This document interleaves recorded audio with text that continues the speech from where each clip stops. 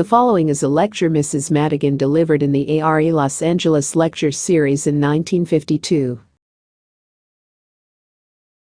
Jessica Madigan, 1911 to 1986, was a gifted Christian mystic born in the South on Edgar Cayce's birthday.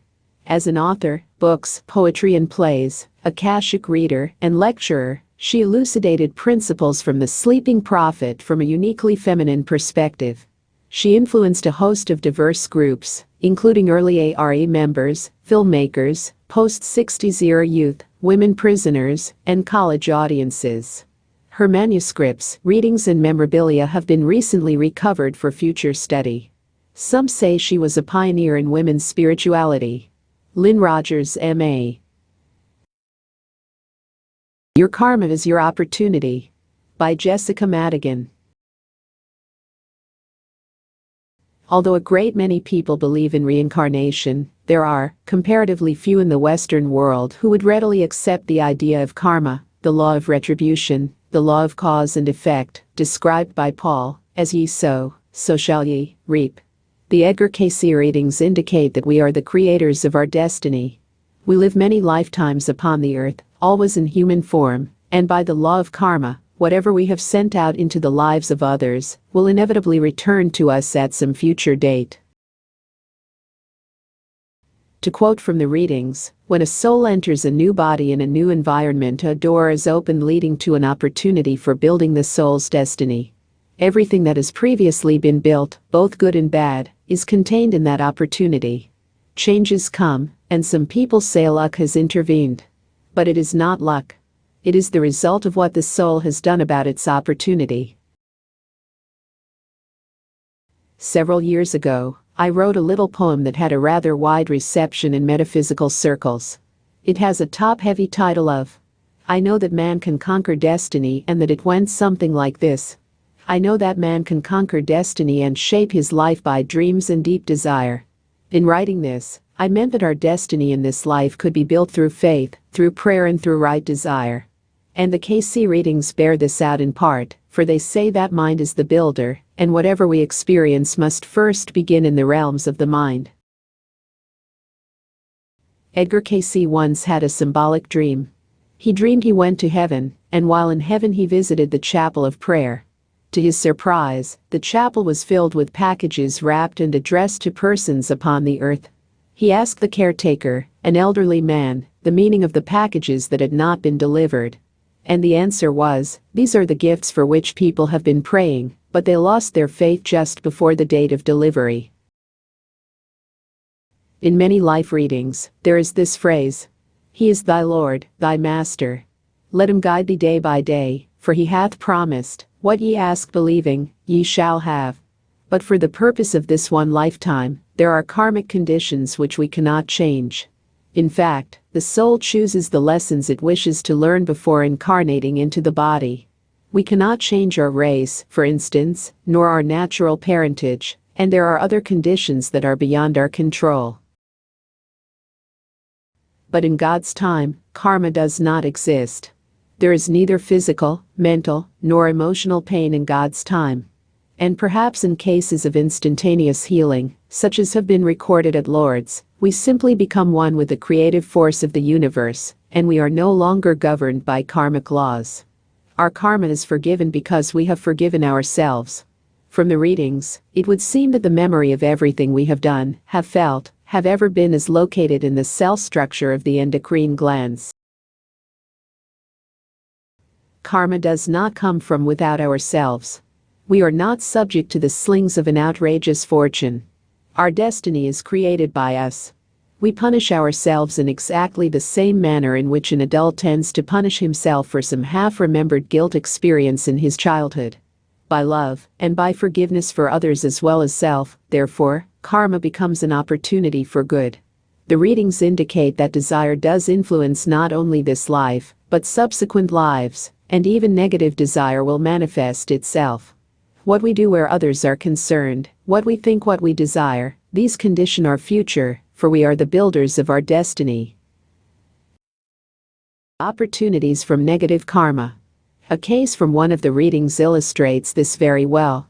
During the time of the persecution of the witches in Salem, there lived a rather outstanding minister in New England who was interested in a vision of the children of Salem, who thought they saw the headless horseman, etc., etc.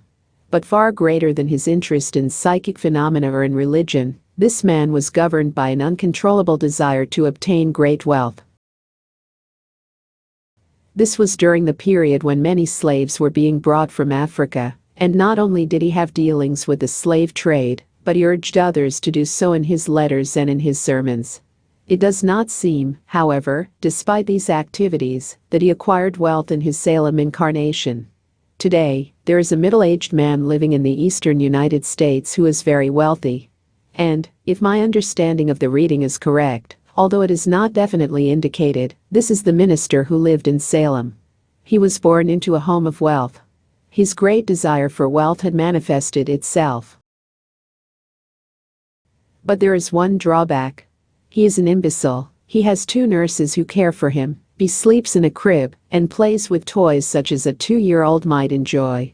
His nurse, who had the reading, tells me that on Sundays when she turns on the radio to a religious program and he hears a sermon or hymn, even though he has no understanding of the meaning of the words, he becomes very quiet, and the tears stream down his face.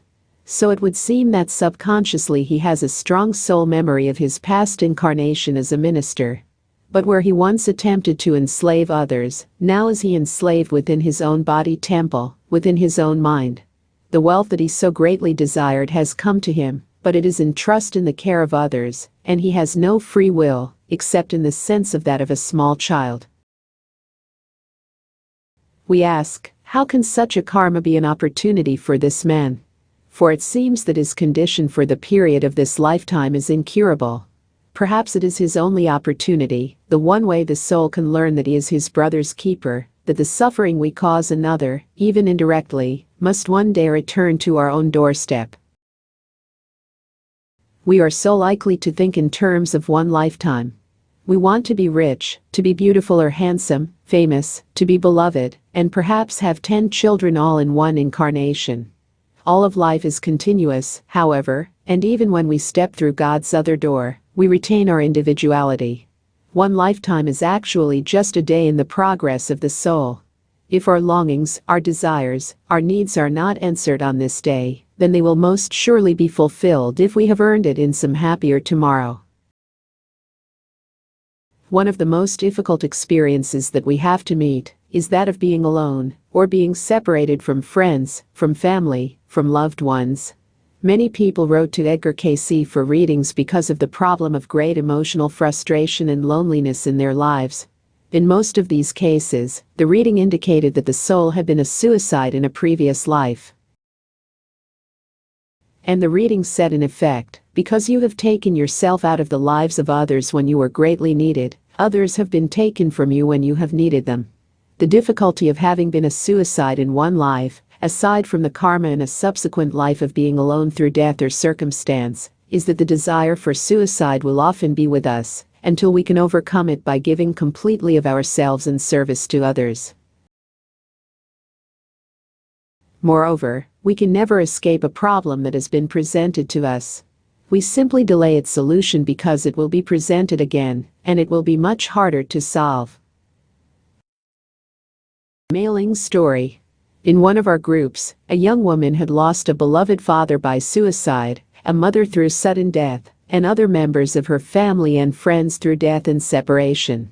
For a period of 15 years, she had been absolutely alone, and she was somewhat bitter because she was a person with a great deal of love to give. In research and in meditation, she was shown a lifetime in China, where she had been deeply in love with her Chinese husband. Just before the birth of her second child, her husband, apparently for material reasons, chose to marry her older sister who, it seemed, would inherit the family estate. This girl could not bear the humiliation of having been set aside for another woman, nor could she bear to share her husband, even with her sister. She chose to take her life by what must have been a slow poison, and just before the birth of her second child. Only just before her death did she realize that husband and his wife still loved her. In her next life she was born into a Hebrew family near Mesopotamia, and again she had the same older sister. In the course of events, they both met the same man, but he fell in love with the younger sister. The father, however, a very materialistic individual, insisted that he marry both sisters, as apparently he was afraid that the older sister would be left upon his hands to support. So once again, this girl was to face the self-same problem, that of sharing the man she loved with another woman. And how did this work out? The younger sister, who had taken her own life in China just before the birth of her second child, was the beloved wife, but her older sister bore the husband several children, and in that day and age, it was to lose face not to have a child. The younger sister prayed for a period of 14 years, and finally she bore a child, a rather unusual child, one of many gifts and talents. Then the greatest desire of her life became to bear her husband another son. Again she prayed for a period of 15 years, and when she was 49 her prayers were answered because she knew that she would have another child. But she died in the process of childbirth when her second son was born. Do you remember, she had committed suicide in China just before the birth of her second child. She had gained nothing by her suicide, but by giving her life in Mesopotamia in childbirth, perhaps she met the karma of having taken herself out of life before the birth of the child. All these centuries later she is still required to meet the karma of being alone, so that she can learn the selfishness of taking her own life, or, as the readings say, because you have taken yourself out of lives of others when you were needed, others have been taken from you. In Edgar Cayce's own life reading, he was told of an incarnation when he had committed suicide. Edgar Cayce had several previous lifetimes when he had been in a high position and of great service to his fellowmen. And his reading pointed out that he had chosen to return to Earth, not of necessity, but for a series of incarnations, in order to help humanity. It seems that however highly developed we are, however far up spiritual ladder we have climbed, when we incarnate again in a human body, our memory is blocked off. We are on our own, so to speak. No angel whispers to us that we are different, just a little farther along the road than another person, and yet there is an element of childhood's innocence and trust in a highly developed soul. A sensitivity which makes him much more keenly aware of the suffering of others and of his own suffering. Perhaps the man that you know is so much of a little boy, or the woman you know who is so much a little girl. These may well be old souls. In Cayce's life reading, after having attained a high degree of soul development, he chose to be born in Troy during the time of the Trojan Wars with Greece. He became what we would term a general, and during the siege of Troy, he inadvertently gave away a military secret because of his trust in a friend. The Trojan battle was lost and he was disgraced. People were much more cruel at that time than even today, and the sensitive man was laughed at, ridiculed, persecuted, until finally, feeling that he could no longer bear the scorn of his fellowmen, the readings say that he chose to fall upon his sword.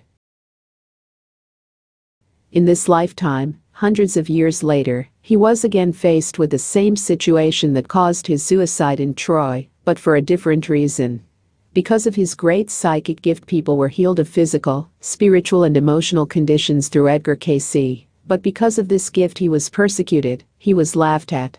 He chose, nevertheless, to serve his fellowmen regardless of persecution, and in the giving of himself to others, he overcame the karma which he had created so long ago. The karma we are dealing with in our lives is self-created. If we have created suffering for others in a realm of the physical body, it must be met in the physical body. If we have created suffering for others in the mental body, we will meet it ourselves in the mental body. If we have hurt others through emotions, we ourselves shall meet our karma through the emotional body. The readings say again and again, "Condemn not, for that which ye condemn shall be met in self." The fault which was so greatly despised in another is a fault which exists deep within self. A woman who had the problem of an alcoholic husband had a reading. She was told that in her last incarnation, she had lived in New England where she had been a devout Christian. She had been happily married, the mother of children, and her husband was apparently close to her in every respect. However, he had one weakness. Not often, but once in a great while, He imbibed a little too freely of the cup of Christmas cheer, and this woman spent the rest of the year condemning him for his weakness, until her condemnation became a very part of herself. In this life, she was attracted as if by a magnet to a husband who is an alcoholic, and once again she is condemning. Her reading says, "Unless you cease condemnation, you will one day meet the problem which you condemn within yourself." Or, in other words, she herself is building up the image of alcoholism through her condemnation. All karma is opportunity. You should never judge another person's karma. In most cases, by reversing the situation in our own life, we can know almost exactly the thing we have been guilty of ourselves in a previous lifetime. But everything which comes into our lives, it seems, is not always karma in a negative sense. It may sometimes be simply an opportunity for helping another. In a case of a young couple who had prayed for a child was finally born to them, and they felt that in some way this child was a particularly blessed child, because it was the child of a prayer. And after a short time they noticed that something was wrong, radically wrong, with the baby, and it seemed to be tragically afflicted with Down syndrome, but then so often called unkindly a Mongolian idiot. The father wrote to Edgar Cayce for a life reading because he had some knowledge of reincarnation and karma, and he believed that he had done something to deserve such a child. His reading pointed out otherwise. The reading said that this child was one who had brought great suffering to its fellow men, so much so that it was necessary that it be born to a home where a great love and a great faith existed, so that it could evolve and could learn even in such a body. The parents were told that this child would live only 3 years or so, and it was their opportunity to give it all the love they were capable of giving. In this case, there was no indication of karma in the sense that they had inflicted suffering upon others. The reverse was true. They seemed to have been chosen because of their compassion and understanding, because of their ability to love, and it was their opportunity to aid this child in its soul development. A man who is a rather well-known theologian was told a few months ago by his physician that he was slowly dying of an incurable disease. For years, this man has carried a great resentment and hatred against life because of an unhappy emotional experience. For 27 years, he has been in love with a woman who has been married to another man. Perhaps because of the shock of learning that he was seriously ill, he began to have strange dreams, and he said that upon awakening they were as real to him as if he had actually lived them. Finally, he had a dream that disturbed him more than all the others. He dreamed that he was his own great-grandfather living in New England. He journeyed into India in his dream where he met an Indian woman of high caste. He fell in love with her and they were married.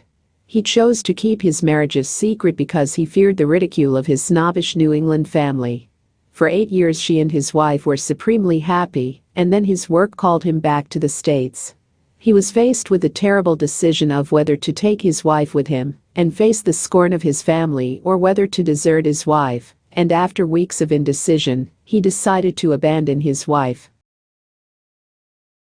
He slipped away without even a word of goodbye, leaving behind him the woman who loved him. And what was so strange about this vivid dream was just this.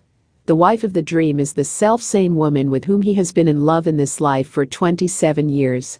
This man is a factual person, and, moreover, he does not completely accept the theory of reincarnation. However, he went to great pains to check his family history, and he discovered that his great-grandfather actually lived in India under rather mysterious circumstances for a period of 8 years. No marriage is recorded. Is this perhaps a subconscious memory of a past life? Or was it created by his intellect only as a source of consolation for the unhappiness in his present life? There is no way that we can know. But where once this man was filled with great bitterness against an unjust God, an unjust fate, for the first time he is beginning to look within himself for the circumstances of his life that seem to have been created by him. Perhaps only through the loss of love from one incarnation can he learn the value of love, for in this life he was given the things that he counted so highly before: position, family, even a work in which he has attained a small degree of fame. But his whole life has been one of frustration and longing for the love which he has been denied. On the positive side of karma, there are many cases recorded in the KC readings. And we must remember that there is much more of good karma than bad. Our talents are the result of what we have done in the past lives, and all the situations. The happy situations in our lives stem from good karma. There are a number of case histories regarding talents and so on which were brought over from past lives. Briefly, a young woman who was unhappy in her job at a telegraph office was told that she had done painting in a past life and was advised to take art in a night school. She kept her job at Western Union and had several years' study. She sold her first painting for more money than she had earned in all the time in which she was employed at the telegraph office. Karma and perfection. Many people ask the purpose of continuous lives in the flesh, in the body. At what point do we reach perfection so that never again do we have to reincarnate upon the earth? There are some who teach that we continue to come back into the body until we have reached a point of perfection, that is, in every area of experience. For instance, we may become an artist in one life, or a poet or a musician, until we have perfected every area of created endeavor. That is not the understanding that I gained from the Edgar KC readings. In one life reading, a woman had been a mistress of a Roman nobleman. She had laughed at the Christians in the arena and had been responsible for their sufferings. Her life reading says that, through several lifetimes since the time of Nero, she has held to the Christian ideal in her service to others, so that the entity has advanced from a low degree to that which may not even necessitate another incarnation again in the earth. Not that it hath reached perfection, but there are other realms of instruction where the entity may go. This woman was born in a deformed physical body, but she had been able to rise above her physical defects and to attain a high degree of spiritual development. In many readings there were indications that the person had returned to earth to help others toward further spiritual enlightenment, although the soul is what the readings call an Arcturian soul. It seems that Arcturus is the next port of call after we are finished in this solar system. In one case, a Jewish girl had lived during the time of Joshua. She is Jewish also in this life. She had been even then a highly developed soul. In this lifetime she was told that she had great healing ability, both physical and mental, and when she entered a room of people, so great was her inner radiance that others were helped and healed by her. We are like actors upon a stage. We play many parts. We have many roles to perform. But the ultimate is simply that we become humble in self, that we forget self, in order to become one with God. Edgar KC. Good karma for mankind. In conclusion, I would like to speak of the good karma for all of us, in having contacted the work of Edgar KC. If he had never lived, reincarnation and karma would be just as true as they are now. But because of his great gift, not only as a physical reader, but in the sense of reading our soul records, he has offered a valuable contribution to mankind. Harmon Bro, as a young Christian minister, in working for his doctorate degree, used as his thesis the story of the readings of Edgar KC. Harmon went to Virginia Beach to prove to his mother, who had had a life reading, that, as he said, Edgar KC was off his rocker. He went to scoff, he stayed to pray. In a lecture several years ago, Harmon told of a mother who phoned Edgar KC and thanked him for his reading, which saved the life of her baby son after the doctors had given up hope. Harmon said that as he walked away from KC for a moment he thought, this man will feel pretty puffed up, he'll feel pretty good about all this.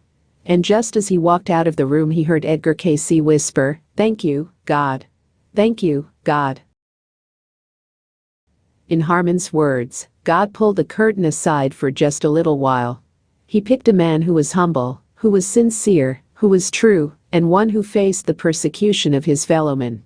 Because of this man, we have been given a reason for the circumstances with which we are confronted. There are heart-hungry people all over the world who are searching for clues to the problems within their own lives. Part of the answer may lie in reincarnation and karma. Now seems to be the time when this truth is ready to bear fruit in the Western world. Through meditation and dreams you can discover your own past incarnation. The readings say that through meditation, you can discover anything from how to write a better sonata to how to dig for fishing worms.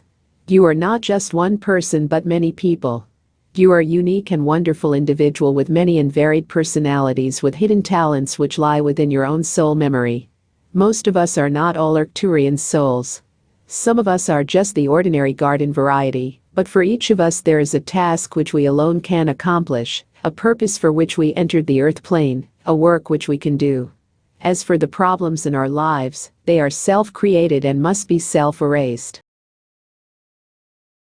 Whatever the karma, however difficult it may be, it is the answer to our greatest need. It is that which we are given. It is the opportunity to overcome so that we can climb one step higher upon the ladder of spiritual evolution. Karma is like a magnificent mirror in the sky. A cosmic mirror which embraces the whole universe. As we look into this mirror, we believe that we are beholding the faces of our friends, our families, our children, our enemies. But this is an illusion, because we are beholding only ourselves. If we wish to change the face within the mirror, we must change the face within our own consciousness. We know, if we believe in karma, that we cannot enslave others unless we become enslaved, we cannot condemn unless we be condemned, we cannot oppress unless we be oppressed. And we must say with Socrates, I am not a citizen of Athens or Greece, I am a citizen of the world. For we can no longer war against our neighbor whether he lives next door or thousands of miles away. We cannot hate for any reason, for we can only hate that which lies within us. We must look into this mirror, and whatever problem we behold, we must first seek to change within ourselves. Whatever there is of suffering in our lives, we know that we have created the pattern, and it is our opportunity to change the pattern. And in helping ourselves we are able to help others. For we are not one person, we are all people. Now, in this moment, we are a cell in the body of God. We are truly our brother's keeper, and we can say with the poet, I am a part of all who live, I am all who die. And every living thing that dwells beneath the sky. I am the stars, the sun, the sea, the grass, the blade, the sod. In all that is, or that shall be, for lo, I'm one with God. Jessica Madigan.